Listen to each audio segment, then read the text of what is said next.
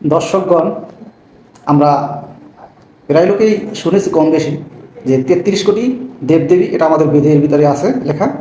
তো আজকে আমরা সেই মূল ঋগ্বেদ থেকে দেখব যে সেখানে এ সম্পর্কে কী লেখা আছে। চলুন তাহলে দেখি আমরা।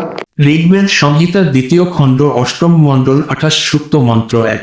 ত্রিংশতি পর ৩ সংখ্যা যুক্ত যে দেবগণ বর্হিতে উপবেশন করেছিলেন তারা আমাদের জানুন এবং দুপ্রকার ধন দান করুন। এর টিকা দেখুন ৩৩ জন দেবতার উল্লেখ স্পষ্ট করে বলে দিলেন।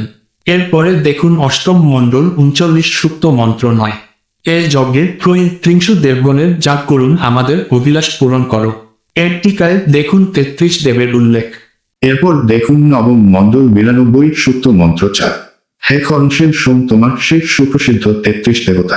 নিচে এর টিকায় দেখুন ৩৩ দেবতার উল্লেখ।